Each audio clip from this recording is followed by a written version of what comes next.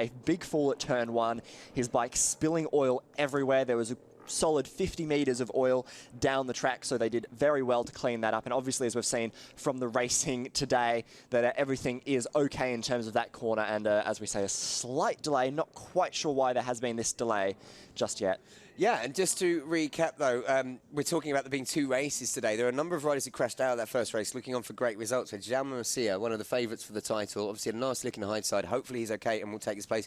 And Rory Skinner. Now, the beauty of having 2 races on a day, it looks like they're doing a photo shoot. That's why. They just need to wait a moment while they're doing a photo shoot.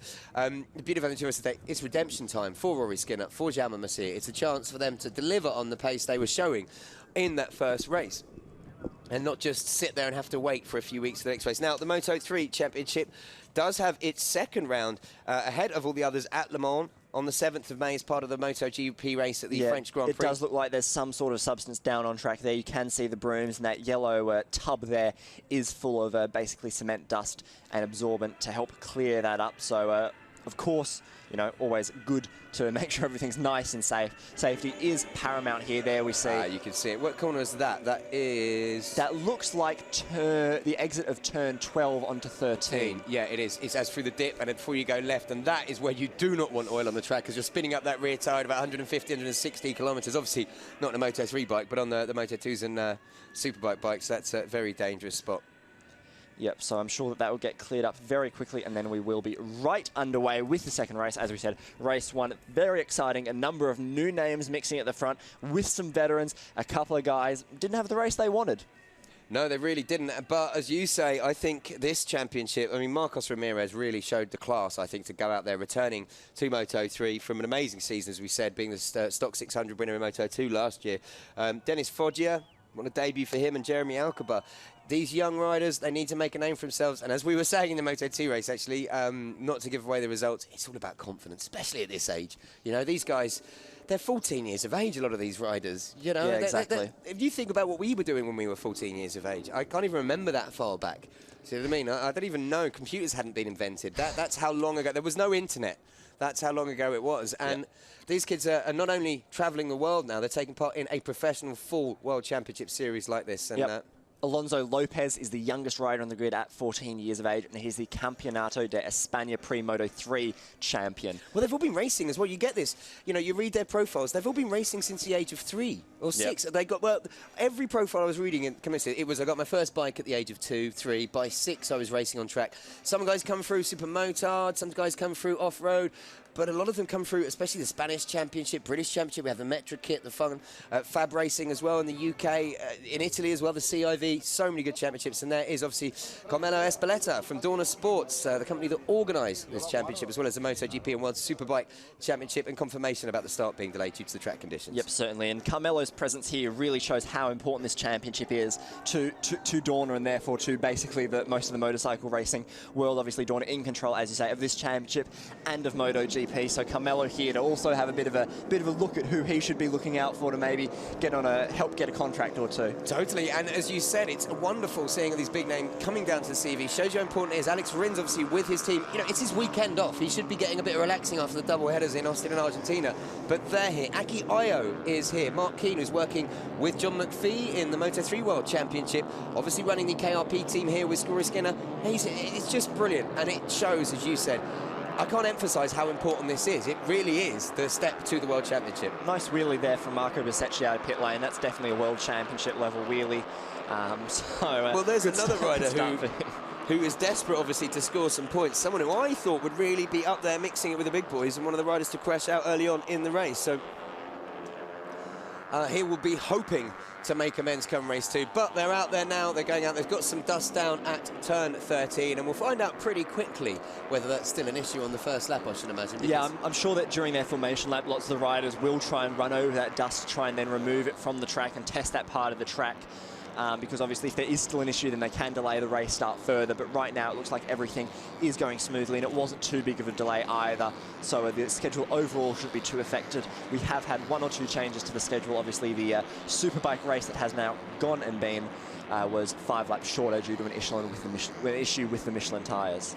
Yeah, and as you say, starting lap. So this should actually be getting underway probably just a couple of minutes after 3 o'clock local time, which I believe is 1 o'clock in the UK. Probably just settling down for your Sunday race. You've got some brilliant Moto3 racing action to look forward to. And in true Moto3 fashion, as we are finding from this incredible category all around the world, you can take nothing for granted, and we know, well, actually the one thing we know is we can take for granted is there'll be lots of overtaking and lots of excitement, and I think we could see this race play out rather differently. I think there are a lot of strong riders from race 1 who will come in stronger in race 2. Yeah, and that's the thing, is we have a lot of new riders who, you know, they'll know what it's like to race at this level, at this track. They'll be able to go back to their teams. They'll be able to say, okay, well, towards the end of the race, I felt like this, so how can we change the bike so that I can be stronger towards the end of the race? There'll be some more experienced riders like Jaume Masia, who had a quite heavy fall in the first race, who'll now be trying to avoid that, so maybe he'll change his strategy. We saw him go for the softer option tyre in that first race, so it'll be interesting to see what he does do, to see if he keeps that up or if he mixes it up a bit. And he's not a huge crasher at Masia. I'm just looking back at last year's result, DNF in Le Mans and Barcelona, but the rest of the time he finished in the points every race, if you know what I mean. So he's not, as you say, he's not someone that generally chucks it down the road. Maybe it's just getting used to that bit of, and I'm not joking here, that bit of extra weight he's carrying, because he's grown about half a foot from last year. A lot of these riders go through growth spurts, and seriously, you see him 1 year in the paddock, you come back the next year, and it's hard to recognise them almost. Yeah, exactly. There's the pole man, Lorenzo Della Porta, weaving through the field. Obviously, when they come to the grid, they do have to switch their engines off. That's why he does have his mechanic pushing him. No issues there. I have to point out, because no, you're right, because every time you watch it, you think, hang on, someone's had a problem. So Della Porta, as you say, started on pole in race 1 as well, and I'm just trying to look through the results to what happened to him, because he had a bit of a problem and dropped down the field a fair bit towards the end. That was it. Finished in 5th. Yep, he did. He was really battling with the race win to start with, wasn't he? Got the whole shot, I think. And then he's one of the riders that dropped through. Be interesting to see how Kaito Toba goes in this race. The Asia Talent Team rider on course for a podium for a mistake, through and across the line in 10th.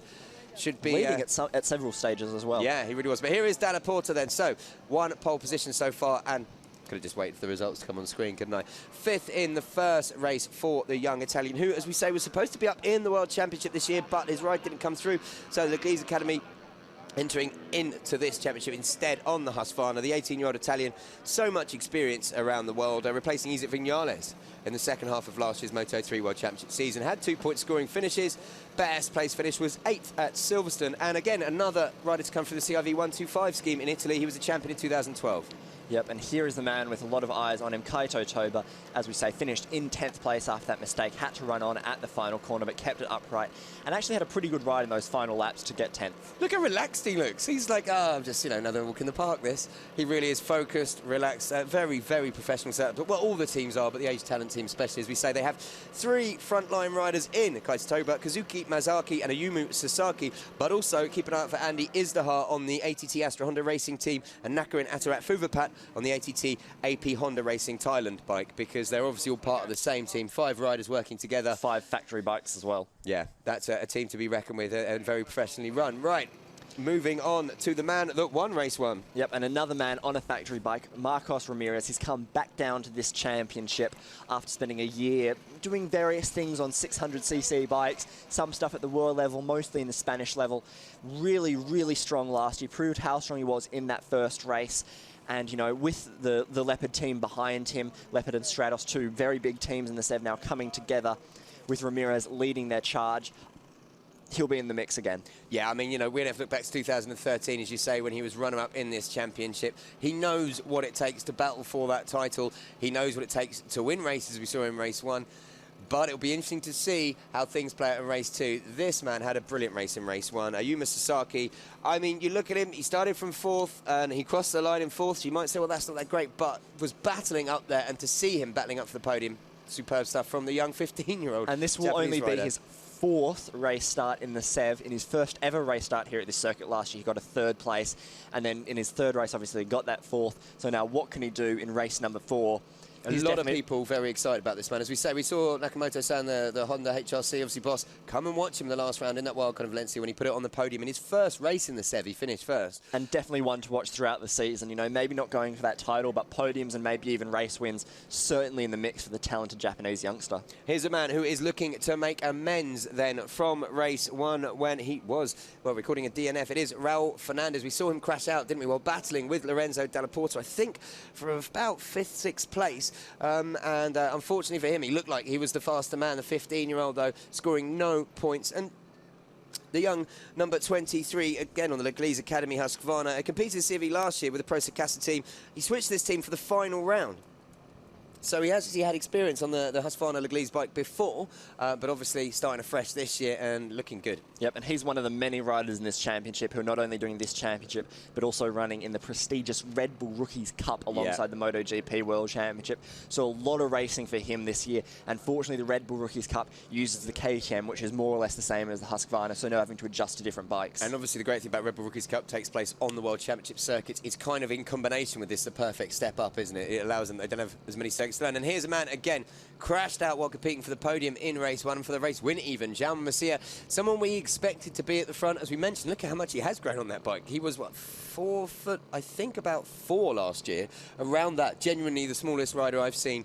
And the youngster who is still, what, he's not even that old yet, is he? No, he was the youngest rider on the grid last year. I believe 15. he's 15. He had a birthday last year, and obviously with Alonso Lopez and a real fan club here for a local boy. He's actually from Valencia, so hopefully he'll be able to put on a show for them in race 2. Now, this man impressed me a lot in the first race. Makar Yurchenko, the Kazakhstani rider. He's only been racing roads for a couple of years. He started off mostly doing motocross. He finished 6th from 7th. He was the highest one of that Pro Secassa Rins 42 team. And look at the size of him as well on that bike. He's at a disadvantage. He rode superbly, especially when you consider his teammate is Davide Pizzoli. Dado is known in the paddock, who, you know, was no mug last year, 13th, and yet he's out-qualified him dramatically. Pizzoli's down in 15th on the grid, so Yurchenko, and in the race, as he came through to finish in, what did he finish? Finished in 6th. Brilliant. Brilliant from the Kazakhstani. Really strong. Doubt he's even been at this track before. Probably not. Here's another guy who really impressed me. Dennis Foggia, the Rocket, as he's called, taking over for Nicolo Balega and doing an absolutely incredible job. He's 2nd in his first race in this incredibly competitive championship. You can see him grinning behind his helmet there. I like that. A bit of a Rossi-esque helmet as well. So obviously channeling the VR46 patron. And he is obviously part of the VR46 Academy. They don't seem to produce bad riders, No, really, they're do they? certainly churning out the good riders, you know, especially this year. Lots of their riders are doing really well in the World Championship now that structure has been in place, and it's really starting to pay dividends. Up next then we have Albert Arenas. Now Arenas, as we know, was runner-up last season, but on the Husqvarna this year he's on the Mahindra. Last year it was a case of improving as the season went on. You know, he didn't do too badly in race 1, finishing 8th as the 2nd Mahindra behind his teammate Stefano Manzi, but he'll want more, won't he? Yeah, certainly. You know, coming into this season, you'd really think after his end of the year that Arenas would be a title favourite, if not the title favourite. He stepped from the Husqvarna to the Mahindra. The Mahindra doesn't quite have the same speed as those top Hondas or those top KTMs, so it's going to be tough for him, I think. And there's a young British rider I'm always very excited about, and a real nice kid to meet as well. Him and Mark Keane, for the KRP team, riding an FTR KTM, part of the Racing Stats Foundation. It's Rory Skinner, just 14 years of age. He always seems to impress in this. He unfortunately crashed out in 6th, I believe, in race 1, or leading the chasing group, wasn't he? Going to get involved in that lead, battle for the front. Disappointment for him, but great thing about having 2 races in a day. These young kids can bounce back, and you remember your last race. And hopefully he'll be looking to move on in race 2. Yep, and here is the 3rd of that Asia talent team, Kazuki Masaki. He had a strong 12th place finish in the first race. This is his debut in the championship. He took 3rd in the Shell Advanced Asia Talent Cup in 2015, and he's currently 6th in this year's edition. So a pretty hectic travel schedule for him, flying between Europe and Asia for all those rounds. And completing the 4th row is Alonso Lopez on the 2nd Australia, Galizia 0-0 Honda. And Alonso, Did really well to come through and finish in 9th in race 1. He's a Spanish Pre-Moto3 champion last year with the same team, the Australia Galizia team, junior team, working through the Spanish Championship, really bringing on riders all the way, as we know, to the Moto3 World Championship. Pre-Moto3 to Sev Moto3 to Moto3 to Moto2 to MotoGP. That's the dream. Ultimate stepping stone for these young riders. You can see now why this championship is so important and why we give it so much emphasis. We're not just saying that because it's incredible racing. These guys really do go on to form the grid of the World Championship. We say, I think it's 75, 80% of the grid now. More actually would be this year, probably over the 80% mark of the grid has come from racing the Sev at some point in their careers. And you know, as you say, the list of last champions, we go from Bradl, Barbara, we've got a Nieto in there, we've got a Quartararo, we've got Balega. Even Brad Binder, who grew up racing in South Africa, he did a race in the Sev, he won it, and now he's leading the Moto3 World Championship. So it's, you know, you really come here to cut your teeth, to find out what the competition's like, to step up your game if it needs to be stepped up, or to prove just how strong you are for the World Championship. And as you can see, it's a level of professionalism. The teams are the same teams. They're the same crew chief. You've got Aki Hayo down there looking on for the iMotorsport team in Moto2. You've got Alex Rins looking on for his Pro Casa team here in the Moto3 Championship. There's no messing about. There's no. We talk about it being stepping stones, but this is the real deal. These are full-on Moto3 GP bikes. If anything, throughout the course of the season, because they get more testing time in the CV, these bikes actually get allowed to become better than the championship bikes. Exactly. So as we say, Lorenzo Della Porta on pole ahead of Kaido Toba and Marcos Ramirez, with Ayumi Sasaki starting that second row with Raul Fernandez and Jaume Masia looking for a stronger race. Makar Yukchenko, the Kazakhstani, heads up row 3 ahead of Denis Foggia, the Rocket, and Albert Arenas will be looking for a better result. And then it's Rory Skinner kicking off row 4 ahead of Kazuki Masaki, the third even of the Age Talent team, and Alonso Lopez. Yeah, then Alex Ruiz ahead of Gerard Ryu and Davide Pizzoli. All three of them should be trying to get inside the top 10. Nakaranato at Fuvapat heads up row 6. Tony Arnolino and Jeremy Alcoba are row 6. Can you say Nakaranato at Fuvapat really fast? Not that fast. Yeah, I can. Andy Farrad, he leads row 7 ahead of Walid Solip. Both of those riders had a tough time out, as did Marco Bezzecchi, got caught up in a crash. Stefano Manzi, great charge in that first race from 22nd. Watch for him, ahead of Aaron Palanco and Enzo Boulon. Yeah, 22nd to 7th, Manzi, in that last race. And row 10 then, Rufino Florido, Stefano Nepa, Maximilian Kapler. 2 Maximilians in this championship today. Elage View, Walter Sulis, and Gabriel Martinez Abrego, row 11. Thank you, my eyesight is that bad. I had to squint there. Hector Garzo on that 12th row with Levan Lutschel leading row 13 and Lucas Venderborn bringing up the rear. There are 2 classes within this race. We have introduced the Moto3 production class. Looks like a couple of riders having a bit of trouble getting away there towards the back.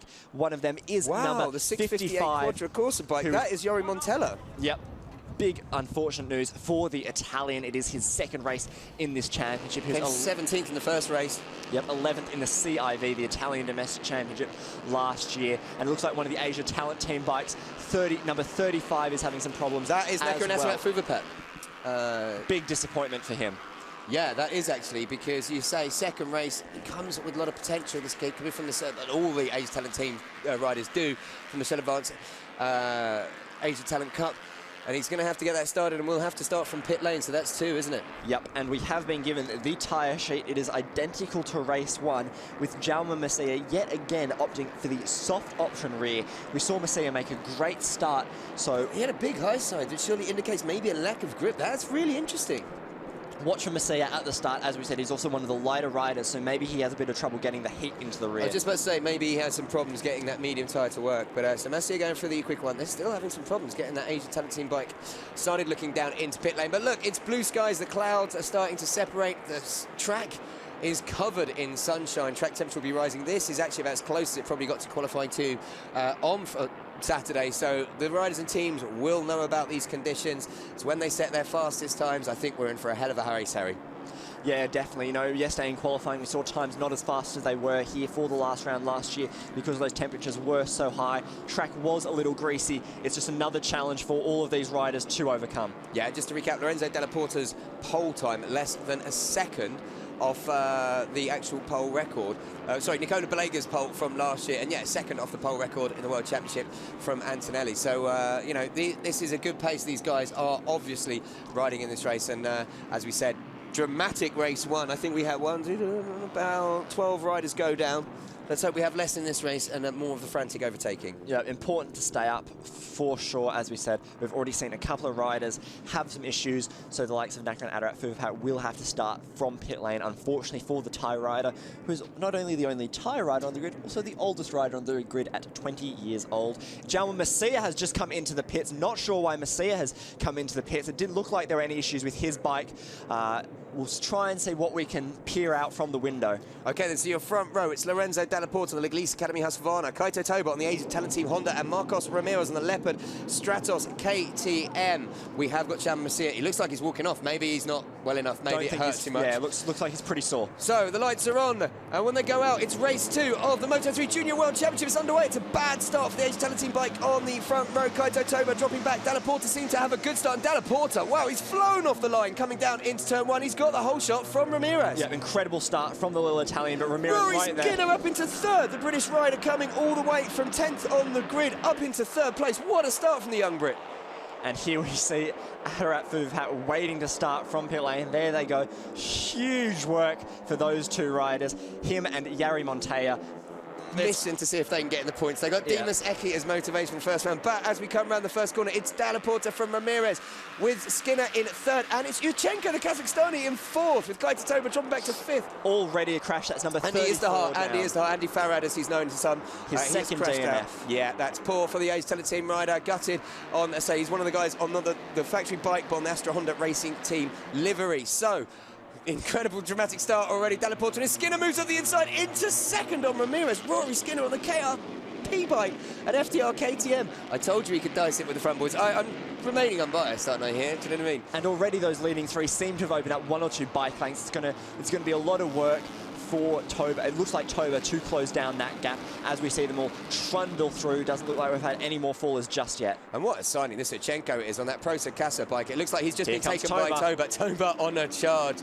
Kaito Toba, I just almost have the Jaws music playing in my head when he starts getting his head down after that race 1. He was kind of just, you know, machine-like in the way he methodically hunted them down. And look, Ramirez, he's not having it on his own way, and he's let Skinner into the lead. Rory Skinner in the lead. Out the outside. Incredible start from the Scottish rider. What is going on? Almost unbelievable as he runs a bit wide on corner exit. Going to be interesting to see how his bike handles against that more or less factory Husqvarna last year. Rory Skinner and that KRP team didn't quite have the same engine as the factory boys, but it looks like it's Ramirez who dives into the lead. Kaito Toba looking up the inside. Rory Skinner 2nd. Holds on to 2nd, you're right. He got blasted past by at least Ramirez and Dalla Porta. But look, Dalla Porta, Toba, Skinner, this is your front 4. It's Foggia. Is that no? He's Dalla Porta looking 5th. up the inside of Skinner. They almost touched Dalla Porta with the inside line, but I think Skinner has the better drive on corner exit, so should be able to, he defends 2nd place as Ramirez puts in the work at the front to try and open up a gap. Foggia has just taken Yurchenko for 5th. Now we saw Foggia obviously battling for the race win in race 1 and sticking on the podium, so the Italian rocket coming through. Skinner there,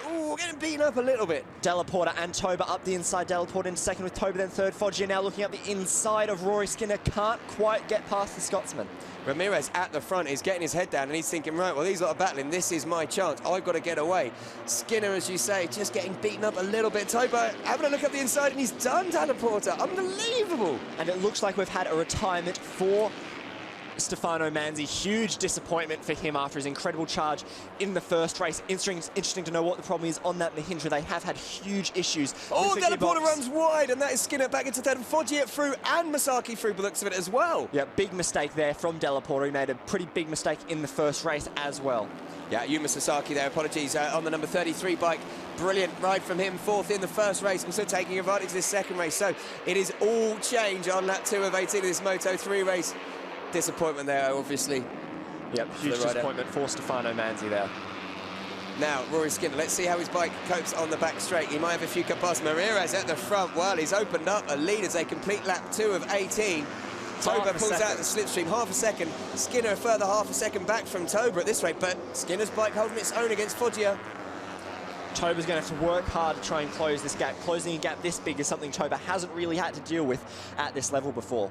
That's a huge fastest lap for Marco Ramirez. So the 3/10 quicker, faster than the next fastest rider on track. And Skinner, believe it or not, was 7/10 further back. So Foggia now has made a move into 3rd on Skinner. And you've also got Sasaki having a look around the outside of the young Scottish rider.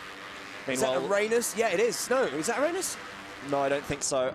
Lorenzo Dalla Porta is trying to rally with, it looks like it is once again number 52, Jeremy Alcoba, who's up in that front group with Yurchenko just off the back. It is. Arenas has dropped down to 12th position. Disaster for the Mahindra rider. But look at this, Foggia. Well, we know he likes to scrap and he likes to battle the rocket. Can he Having said that, Sasaki up the inside of Rory Skinner, nice and close there, but no contact, keeping it nice and clean. Toba has closed down on Ramirez. Meanwhile, Rory tries to look through to get past Sasaki, can't quite do it. Foggia sitting quite comfortable there in third. So brilliant start from Skinner, but starting to drop back now as we're seeing the used contenders. Big look back there from Kaito It looks Toba. like there was a slide off there for Gerard Ryu at the back. I believe it was Gerard Ryu. There is also another bike with a very similar livery, so it can be quite difficult to tell sometimes. There are quite a few like that, but if that is for Ryu, unfortunately, that's his second DNF. Meanwhile, we go back to the battle for third, as it is Foggia leading ahead of Skinner. You might recognise that gentleman in your paddock from the LCR Honda garage Yes, from Oscar. MotoGP. Oscar Works with Cal Crutchlow, does he not? Yes, always a smiling face you saw earlier. So as they come across the line, it's Ramirez. Toba not letting him go away at the front, but these guys have got an 8/10, almost a second it is now, in fact, lead over third place Foggia, Sasaki fourth and Skinner fifth with Dalla Porta sixth, but that's probably all changed already.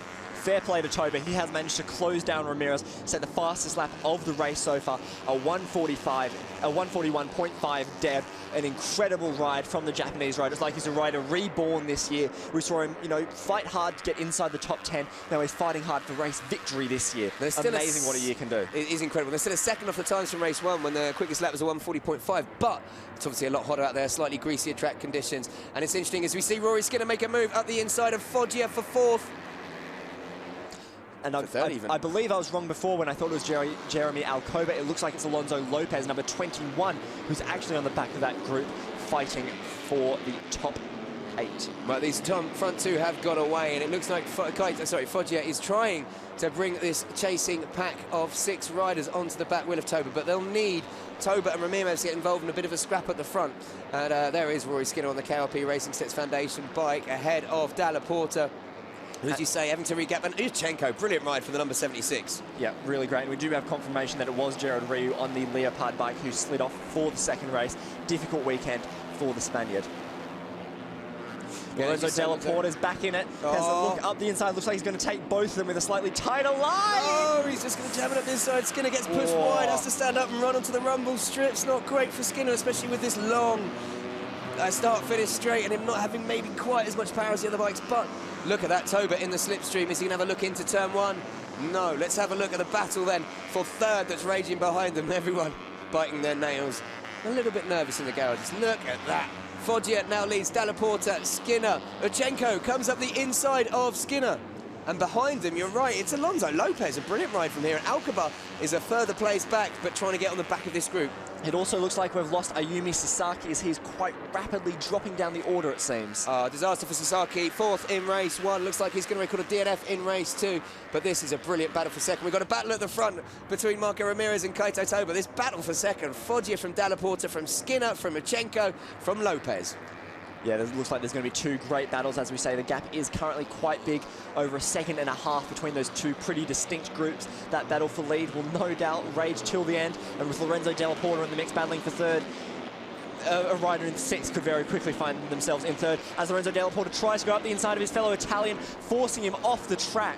Wow, that was a bold move, and Foggia probably won't be happy, looking to return the favour. Unbelievably, 10 seconds separating Della Porta runs wide and allows both Skinner and Foggia through. Skinner up the inside to lead that second group now in provisional third. Unbelievably, 10 seconds covering the top 20 out on track at the moment, which goes to show how close it is. There's not massive gaps that we sometimes see, although you see the gap at the front, and they come through that concrete dust that's down. It's Skinner leading this chase for third, ahead of Foggia, who has retaken Dalla Porta, but Dalla Porta's going up the inside here, I guarantee it. Della Porta loves the tight line here. It got him into a bit of trouble last year in the final 2 races of the season, but so far it seems to be going well. Here we see Rory Skinner up the inside of Foggia as Lorenzo Della Porta had big ran moment wide. as well behind him.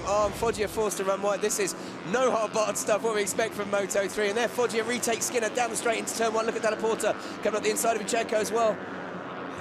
It's dramatic. You can't catch your breath. And at the back of this, Lopez must just be watching, thinking, yeah, I'm probably in the best position here. I might just let these guys dice. Obviously, well, this is happening. Front 2 are loving it, and they are now... Lorenzo Della Porta hung out to dry there and drops to the back of that group after trying to get up to lead. 1.8 seconds leading duo are Great ahead battle of this between Foggia and Skinner. Skinner slams it back up the inside of the Italian, but the Italian cuts back underneath him. And he's trying to got line this up the next corner. A nice hard move there. That was an aggressive slide, but brilliant stuff. And look, Rory Skinner's now got the inside line coming into this corner. Oh, well, he's on the outside. No, Foggia cuts across. Skinner, though, will try and cut back on him. This is brilliant racing from these two riders, the Italian and the Scotsman, giving it their all for that final podium spot. All the while, though, they're letting the front two go away. And who's this that's gone down? That is Walter Sulis, the Italian. Oh, shame for Walter Sulis on the Team Polari Motor Honda. 14th in the CIV Moto3 Championship last year. It's a DNF for him there. Yep, here we see Skinner once again trailing behind Foggia. This could be the start of a beautiful rivalry between the Scottish rider and the Italian as they frantically try and close in on that leading duo. The gap stayed more or less the same. I'm not sure they're going to be able to do it. It's quite a big gap now. Yeah, 1.8 seconds, that gap at the front. We'll see what that's like when they come across the complete lap 6 of 18. They're coming around turn 13. Look at Skinner making a move around the outside of turn 13. Surely he can't make that stick into 14. No, he looks and he ties it up the inside. He's used that wider line to come back and get the tighter exit and try and get the drive onto the straight. Slipstream tried, and yeah, Lopez just goes cross-country. He manages to get around both riders. Using all of the track there. Wow, that's definitely... I wonder if he'll get done for track limits. And Ramirez at the front still holding off Kaito Thomas. But Skinner, oh, the inside of Foggia into turn 1. This is a brilliant duel between these two. Yeah, really nice battle between them. Meanwhile, Toba continues to just stay steady behind Ramirez at the front. And there we see Sasaki. They just saw him cross his hands, clearly just lost the front. The Japanese rider distraught to have crashed out of the race, although that is his first ever DNF in the SEV. So, you know, you win some, you lose some. It's all a learning experience for him. Incredibly, we are watching now. We've got 5 riders battling for this final podium spot, but we also have...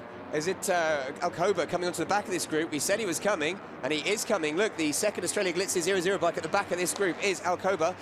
Jeremy Alcoba, who only went and finished third in the first race, and he came on strong in race 1, didn't he? So don't expect him to go quietly, shall we say. I think he's going to be up in this fight very shortly, but Skinner has retaken the lead ahead of the Rocket Foggia with Alonso Lopez in 5th. Yeah, meanwhile, the battle for the lead continues to rage with Ramirez, keeping his cool. I'd expect Lopez to make a big move here on Foggia as Foggia runs a bit wide. Lopez looks up his inside but can't quite do it, not close enough. Give it a couple more corners and Lopez will be right there. Toba taking a big look back and Skinner having a big look back, wondering how many people he's towing along with him. I wonder if they can start closing this gap to the leaders. I don't think they are. It's 2.2. They're only opening about a 10th a lap, but it's consistently a 10th a lap at the moment. What lap are we on? It's crazy. It's been so quick, I don't know. I know they're on that 7th. Having a look up the inside of Lopez with his favourite tight line into the last corner, manages to make it stick and not take anyone out. Always good. Looks like Skinner's been able to open up a tiny bit of breathing room over Foggia, but he will have the advantage of the slipstream down the straight. Now, this would be interesting. You see, for Skinner and Foggia, it would be great if those 4 behind them were to get involved, dicing as they are, as Lopez takes a look up the inside of Dan and Porter, because it would allow them to maybe break away and make that final podium spot their own. But as it stands, Rory Skinner, great ride on the FTR KTM KRP bike. Mark Keane will be, I know, will be getting rather excited down in the garage because it's great to see this young 14-year-old Scottish talent, as excited as I am, and Foggia, it's got to be said, these young talents just showing how good they are in their debut full season in the CV yeah, exactly. Moto3. I mean, you look at that group, the leading 3 in that group are new to this class. Lorenzo Della Porta is the only one who raced in this class before, and Lorenzo Della Porta, even with his experience, even at World Championship level, is getting jostled around a fair bit. Yeah, another 10th. The leaders opened up on that last lap when they completed lap 7 over these guys battling for 3rd. But there, as you say, look, Uchenko, he's not being dropped by them, is he? The Kazakhstani, eh? We don't even know if he's raced at Valencia before these last 2 days, and he's doing brilliantly on the Pro Sakasa bike. Kaito Toba also doing incredibly well to stick with Marcos Ramirez. Kaito Toba just keeping it nice and safe. This could provisionally be Kaito Toba's first ever Junior World Championship podium, so he certainly doesn't want to throw that away. Interesting with Kaito Toba, do you think he's just biding his time a little bit there? It looks like here as well, yeah, that Della Porta has dropped a little bit off the back of Foggia. It was 3/10 around the last time, might be more. But Toba looks menacing, doesn't he? He's holding tight lines. He looks very controlled, very smooth. Yeah, he's certainly not pushing on the brakes or anything. He's, you know, keeping his braking markers pretty similar to Marcos Ramirez, pulling off a bit earlier there as they come into turn 14, but able to just stick with the KTM rider. You know, he has Alberto Puig advising him in that Asia Talent team. There is the man I was just talking about. Alberto Puig obviously helped riders like Danny Pedrosa and Casey Stoner get into the World Championship, so I'm sure that Puig will have had 1 or 2 whispers in his ear for what to do. And we've had a crash. Rider at turn 12 is Lucas Wenderborn, who's gone down. Rider okay, he was way down the field, I think, anyway, Wenderborn. Did he crash out of race 1 yes, as well? I believe that is his second crash, unfortunately. Yeah, he managed to remount and finished last in race 1 in 26th place. So Wennerborn out of race 2. I'm not sure if he managed to remount, but he is okay. So battle at the front, here we go. Marcos Ramirez, Kaito Toba. These two are going to, I think, be battling quite a lot this season, and well, it's very measured at the moment. Toba just seems to be stalking him, letting Ramirez do all the work at the front of the field, have to do all the calculations, work out where the tyre grip's going, all first, and he can just follow nicely behind. While Skinner and Foggia, what's happened to Rory Skinner? It looks like Rory Skinner has had a... Oh, he's crashed out. He's crashed out. He's dropped down to last place. Rory Skinner was in third and looking to make it his own. He was pulling away, but once again, this young Scottish rider, while in a good position, seemed to push just that little bit too hard. Unfortunately, that looks like no point-scoring finishes. It looks like he and Foggia might have actually had it coming together, because Foggia has dropped off the time as well. I'm just Dalla Porta, Uchenko and Lopez. So, sorry, Alcoba's now up there. He's overtaken Lopez. So, this Dalla Porta, Uchenko and Lopez. Yeah, look at that. Sorry, Lopez, I keep saying that. Alcoba, Jeremy Alcoba, the two Australia Galizia bikes. So yeah, so Lorenzo Dalla Porta now back in the podium mix. Uchenko could be a first-time podium finisher as well. I don't think we've ever had a Kazakhstani rider finish on the podium in this series. It would be incredible. And Uchenko at the moment, he's battling for fourth. This is the battle for third, yeah, and it is Dalla Porta. And behind him, you have 52, Jeremy Alcoba, obviously finished the podium in the first race. He's got a taste of it already. Lopez has dropped back a bit. Maybe he was caught up in the incident. It looks like Foggia and Skinner probably took each other out, and Lopez had to run wide to avoid it because he was way ahead of Alcoba, and now he's dropped back quite a way. So, to battle for second, it's Dalla Porta from Uchenko, the Kazakhstan rider, making his debut in the championship. This is only race 2, and of course we then have Jeremy Alcoba. Yeah, Alcoba trying to look for a way past Uchenko, but Uchenko making himself nice and wide. Uchenko is one of the bigger riders in this field, so he can use that weight and his size to try and block off some corners and stop Alcoba from getting past him. However, overtaking Dalla Porta, another rider, very small, very similar stature to Danny Pedrosa, so an absolute rocket on that bike down the straight. Yeah, Dalla Porta now, I mean, he's got to be thinking, you know, in first race he was kind of gifted a bit of a 5th position with the people crashing in front of him, and now he finds himself on the podium, which isn't a bad result at all. When, you know, he's obviously got the talent and the potential to be up there. We would expect him to be in the World Championship. He's made a few mistakes, had a couple of mistakes even in this race, to see him drop back. But, well, it just shows that staying upright in Moto3 can be incredibly important. Foggia's garage, I think, are just starting to see the news. I'm seeing down in pit lane that he's crashed, because I've just seen a lot of people frustrated and hands going on heads. It looks like Foggia and Skinner, yeah, both out of the race. We'll try and get a replay and find out exactly what happened. But disaster for the young Scotsman and young Italian, who have crashed out battling for third. And this is your leaders there. Marco Ramirez on lap 10 of 18, leading from Kaito Toba. And yeah, Kaito Toba looks to be just almost riding behind him, braking that little bit later, but in no pressure, no rush whatsoever.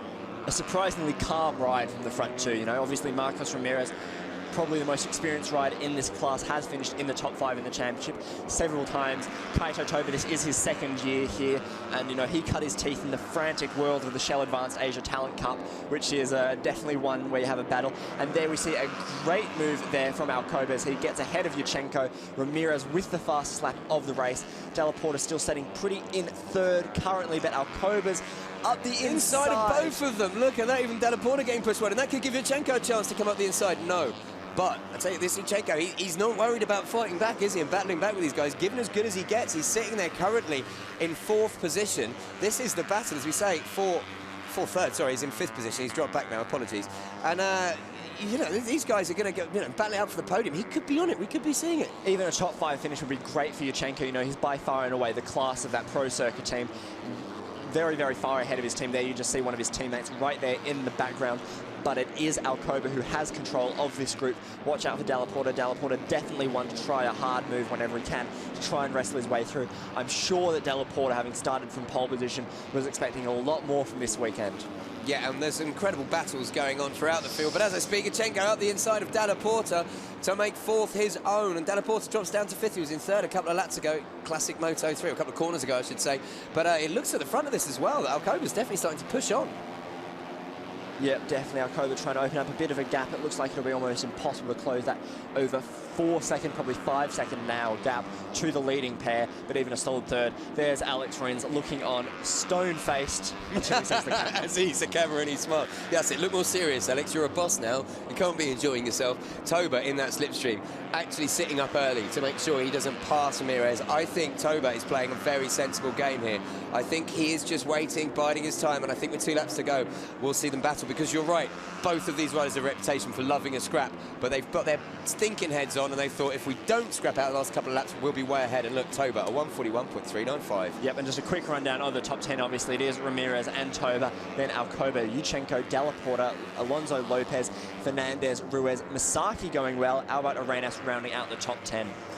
Yeah, as we say, you know, Misaki, a lot of people, well, all the age talented riders, there's a lot of interest in because there's a lot of potential. But at the moment, it's Kaito Toba who's stealing the show. And here comes Lorenzo Della Porta up the inside of Yuchenko. Does he make it stick? Oh, By yes. forcing him off track, yeah, he does make it having stick. none of it. He doesn't get off the gas. Look, and he's still side by side.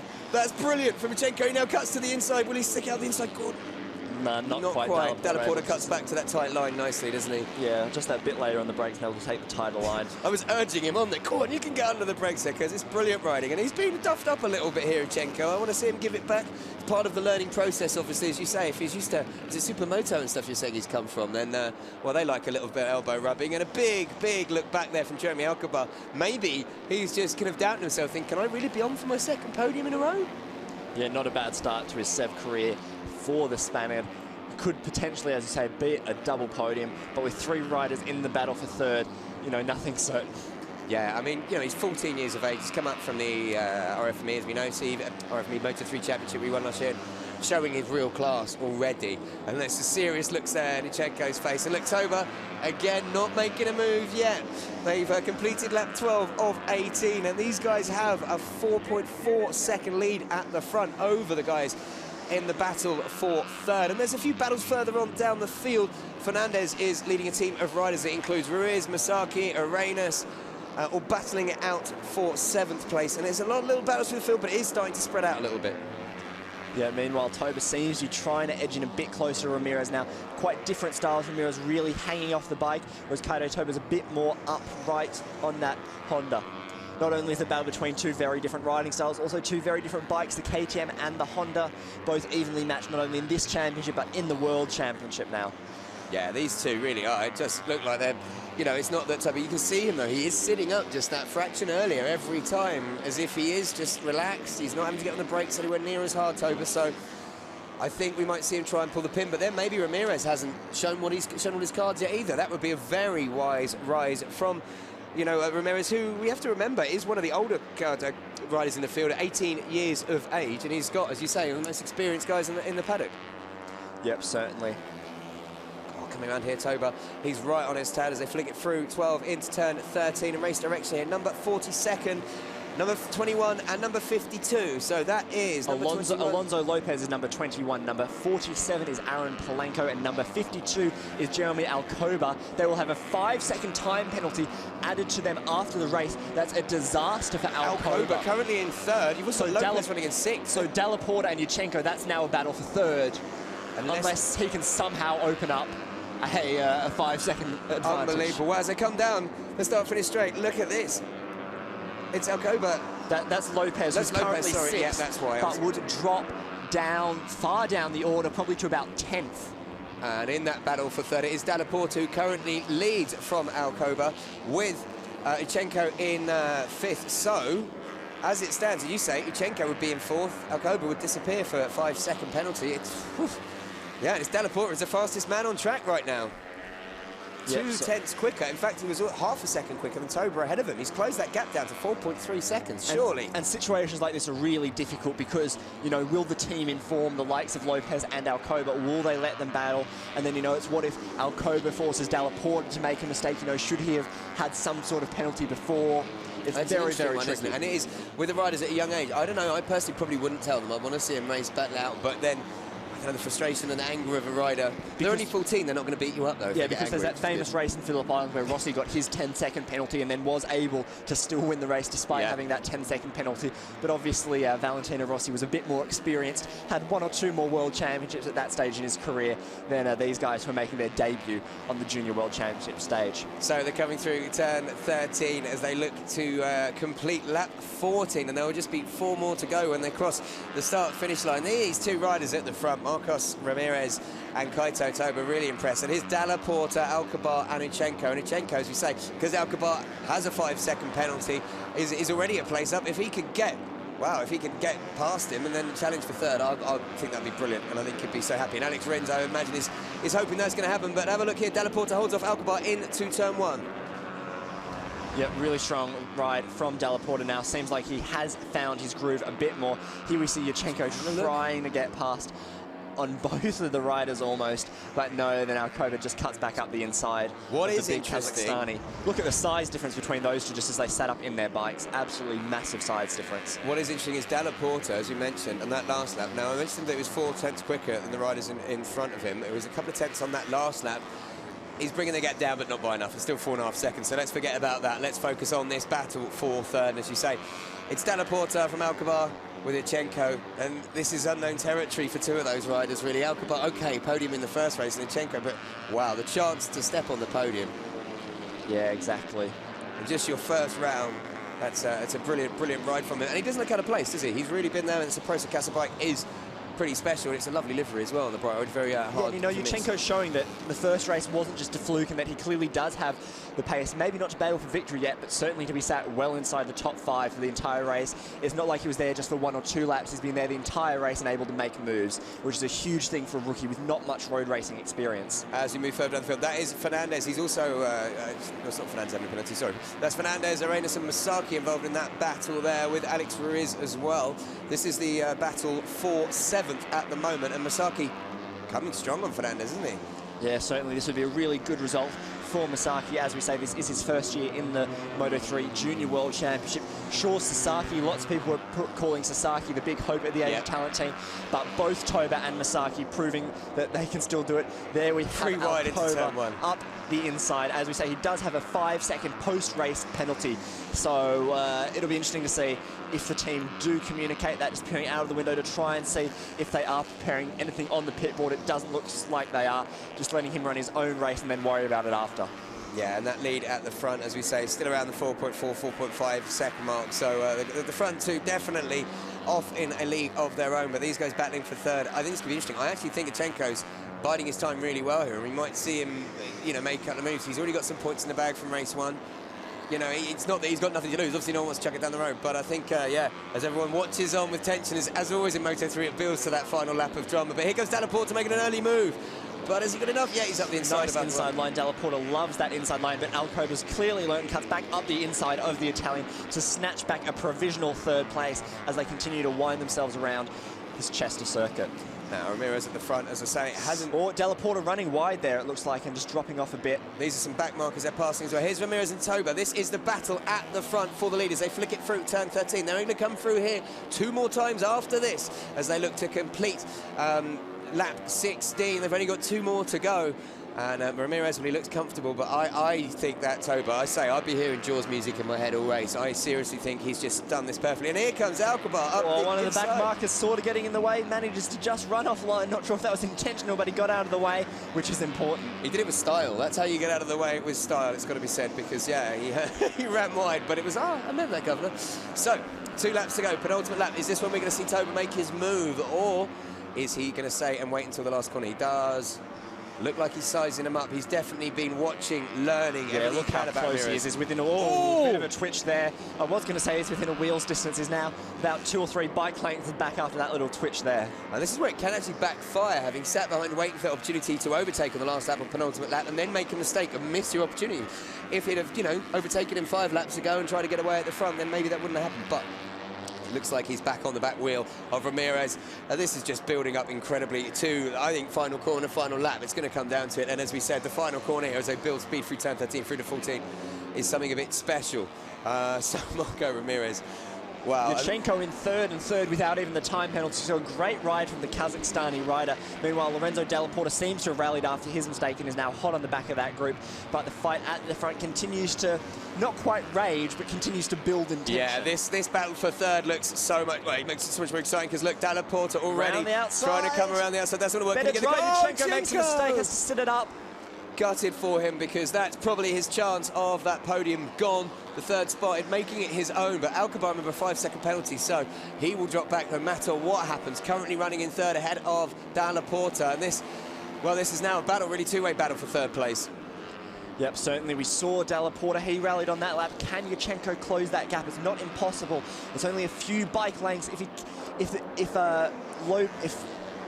I'll get his name right in a second. If Alcoba and Della Porta can tussle each other up a bit, Yurchenko could close this down. The slipstream down the straight will be important for the Kazakhstani rider. He's still several bike lengths behind. Yeah. It could be a distance too far on this last lap. And Ramirez leads across the line then as they begin the final lap. Toba in, as we know, close company, literally on his back wheel. Here is Alcobar, as we said earlier, will have a 5-second penalty. So realistically, he's running. I'm not quite sure, I'm not going to do the maths, but actually they've got 4.5 seconds on the group behind them, so he might be all right. He might not lose too many places, but he'll definitely lose a place to Yurchenko. And at the front, I wonder, is Toba now thinking it's now or never? Because it is. I've got to start making that move. Ramirez looks to have pulled the pin a little bit on that last lap. Very, very close. Great corner exit there from Toba. He has to at least try. Surely he has to at least try. I know it would be his first ever podium, but that first ever win would be so much sweeter. I would be incredibly surprised if he doesn't try it, and fair play to him if he doesn't, because he's got more temperament than me, and you know, we'll go against his reputation, but I expect him, as I say, I think it's going to be final corner over the way it's looking here, and Della Porta looks like he might have secured third. Yeah, it looks like Yurchenko's dropped off, so unless... And Toba's in the lead. He's done Ramirez there coming out of turn 6.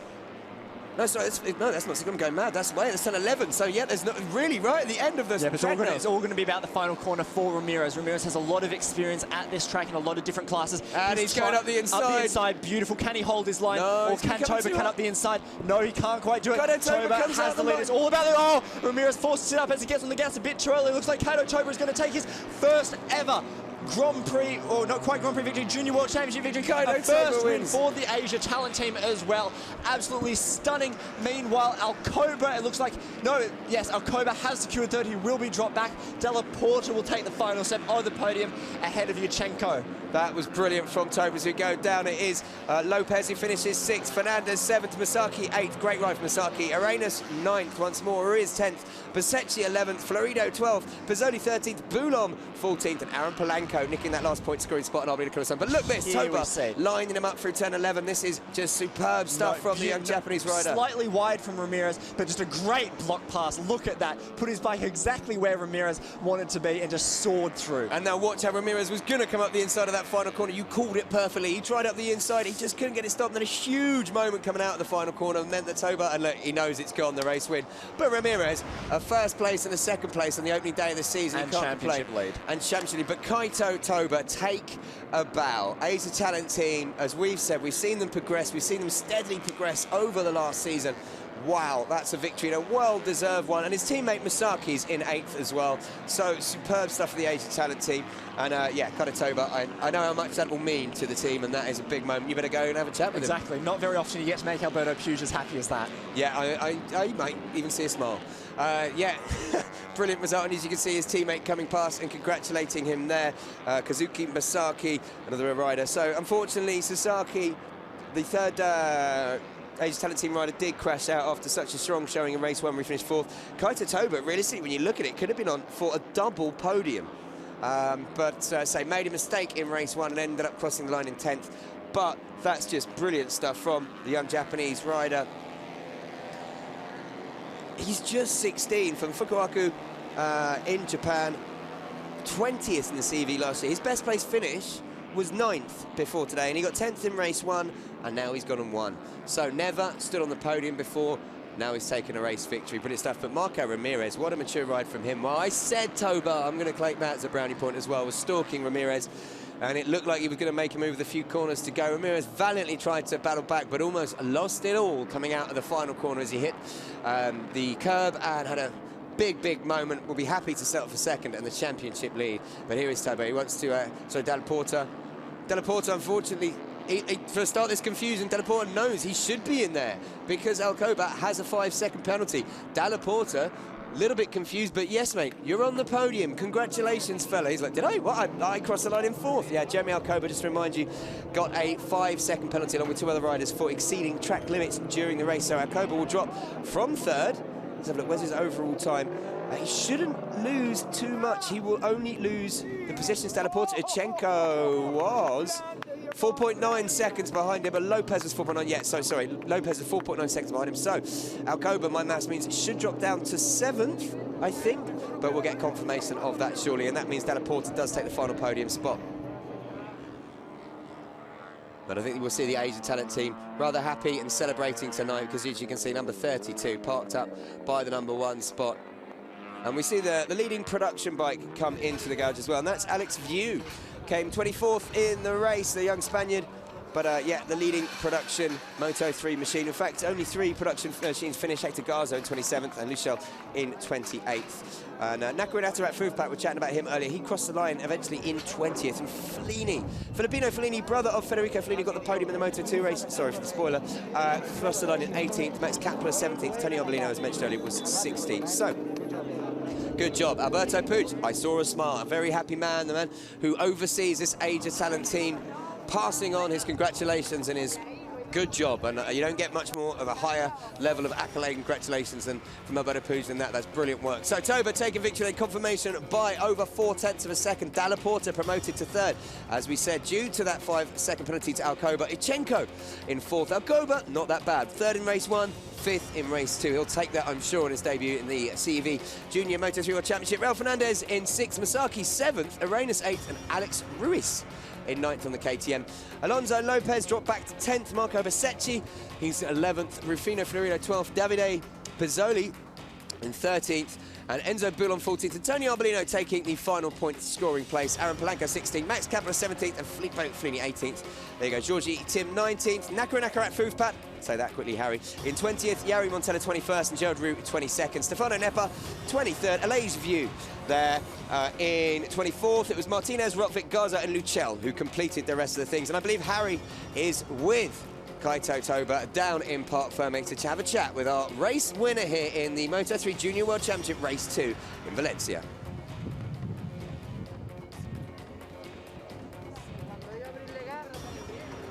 Ya, pero este no ha puntuado en la primera, ¿sabes? Campeonato.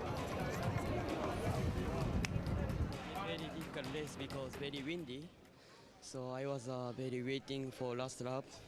Then I was the last lap, very hard braking for especially this corner. I'm very happy for this win. And in Japanese. すごいコンディション悪い中で、風が強い中で、トップ2台で抜け出して、最終ラップまで待って、最終ラップにブレーキングで抜くことができました。すごく嬉しいです。ありがとうございます。So a delighted Kaito Toba and Asian talent team there, and you know those guys celebrating, I imagine, for quite a while, and they absolutely deserve to, because the young 16-year-old, sorry, Japanese rider taking his first victory, and it means a lot to the team, as we have seen them build to this, as we say, through last season, and it's all about building that potential in these young riders. As we can see, it was actually Della Porta who had an absolute stormer off the line, and Toba slotted back into 3rd. Rory Skinner, look at the young Brit coming up. Still didn't find out what happened into 3rd. Unfortunately, Rory Skinner was battling with Dennis Foggia superbly throughout the race for 3rd place, and then we just saw them disappear off the timing screens. We'll try and get an update on exactly what happened to those riders. 2 riders made to start from pit lane then. As we said, couldn't get the bike started on the grid, and here is Skinner battling in that pack with Dennis Foggia and Della Porta, along with Uchenko and Alcobar.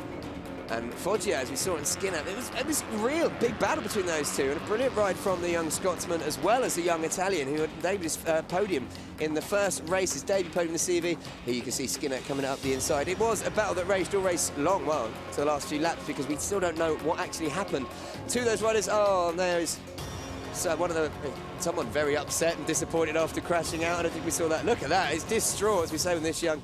And then at the front, the two riders were running away with it, Ramirez and Toba, and Skinner was leading that chasing pack with Foggia, and those two were starting to break away a little bit, and we still, as you say, not quite sure what happened yet, Harry. Yeah, as we heard from Toba down in the pit lane interview, he said it was very windy out there, so maybe they got caught out a bit by the wind. Here we see Dalla Porta. Dalla Porta was not happy at all in Parc Fermé, despite being able to finish third place. Maybe he was hoping to stick with those leading two. Yeah, I mean, we saw him come in, there was some confusion. Toba said brilliantly, you know, he bided his time. He literally sat there waiting, and it was a case of, last lap, I'm going to make my move, and he was getting harder on the brakes, and Ramirez tried to fight back. But what a ride from Toba. When you look at that, Zichenko, as we say, at one point he was in third, selling for fourth overall after that small mistake. Small mistake cost him a chance at the podium, but what a day and what a debut for that young Kazakhstani rider. But here we go, this is Toba as he was sizing up Ramirez. He did it in turn 11. Beautiful. And, Ramirez has a moment, has to stand the bike up, as you said, textbook block pass, and then coming into the final corner. Ramirez, watch the moment as he runs just that little bit wide. Oh, proper stood him up, and he knows it's a chance for victory gone, where Toba doesn't know that's happening, obviously. Head down, suddenly he's happy, and you know, very happy. We saw Alberto Puig congratulated him, saying what a great job, well done that was. Asia Talent team will be delighted. So it has been an incredible day here in Valencia. It's been spectacular.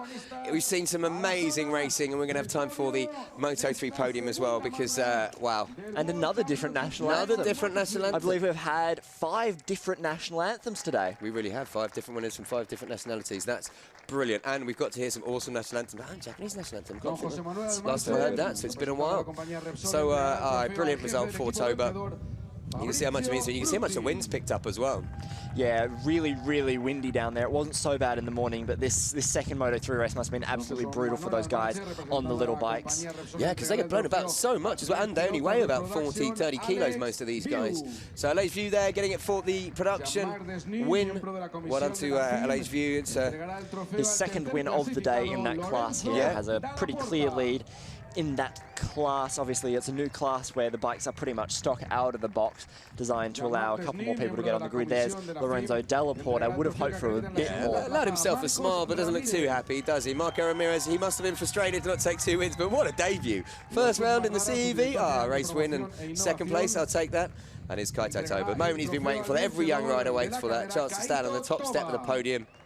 Yeah, absolutely incredible from the young Japanese man. Certainly one to watch in the future. You know, Honda definitely in the MotoGP World Championship are frantically looking for a Japanese rider, and Kaito Toba could very much be that in a couple of years. Right, so we're going to have the Japanese national anthem after they get the... Have they had the... Here we go, the check. We're going to have the... it's written. It looks like I wrote that as well, and I quite like the capitals and then the lowercase I. That's kind of cool. Yeah, it's a nice mix. I wrote that in crayon. There we go. Kaito Toba, he takes his novelty-sized large check for free fuel, and we're going to have the Japanese national anthem. 5th different national anthem in a day.